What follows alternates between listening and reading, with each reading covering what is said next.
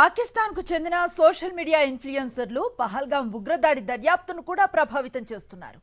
తప్పుడు ప్రచారాలతో సోషల్ మీడియాలో బరితెగిస్తున్నారు. వ్యూవర్షిప్ను పెంచుకునేందుకు నీచానికి మునిగెడుతున్నారు. ఏకంగా ఎన్ఐఏ అధికారులను తప్పుదోరి పట్టిస్తున్నారు. వందల కొద్ది పుట్టుకొస్తున్న ఫేక్ వీడియోలతో పహల్గాం దర్యాప్తుకు ఆటంకాలు ఎదురవుతున్నాయి. పెహల్గాం ఉగ్రదాడి దర్యాప్తునకు పాకిస్తాన్ సృష్టిస్తోన్న తప్పుడు సమాచారం ఆటంకంగా మారింది.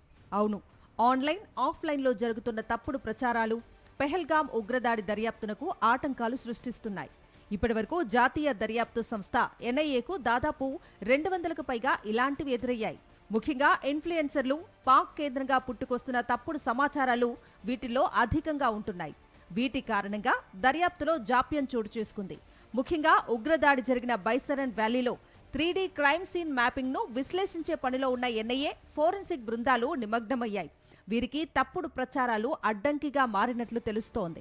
ఇటీవల ఇద్దరు సోషల్ మీడియా ఇన్ఫ్లుయెన్సర్లు వ్యూవర్షిప్ ను పెంచుకునేందుకు శ్రీనగర్కి వచ్చి తప్పుడు ప్రచారం చేసినట్లు తెలుస్తోంది.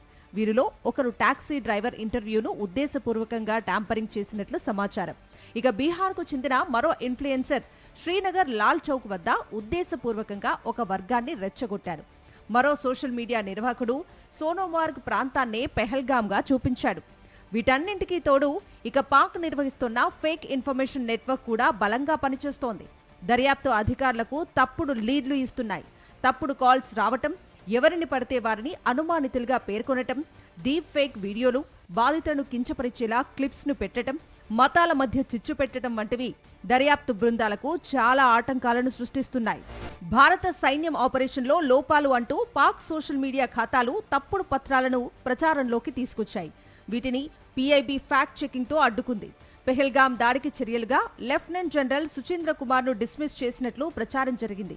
ఇక ఆర్మీ ఆధునీకరణకు రోజుకు రూపాయి చొప్పున కోరుతూ ఒక వాట్సాప్ మెసేజ్ వైరల్ గా మారింది. సరిహద్దుల్లో షెల్లింగ్, కారు చిచ్చుకు సంబంధించిన పాత వీడియోలను కూడా ఇప్పుడు ప్రచారంలోకి తెస్తున్నారు.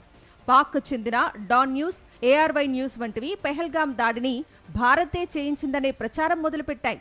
ఉగ్రదాడిపై పెద్ద ఎత్తున జరుగుతున్న తప్పుడు ప్రచారాలు, మోసాలు, ఫోన్ కాల్స్ ను ధృవీకరించడం, ఎన్ఐఏ అధికారులతో పాటు పోలీసులు సమయాన్ని వెచ్చించాల్సి వస్తుండటంతో అసలైన దర్యాప్తుకు ఆటంకం కలుగుతోంది.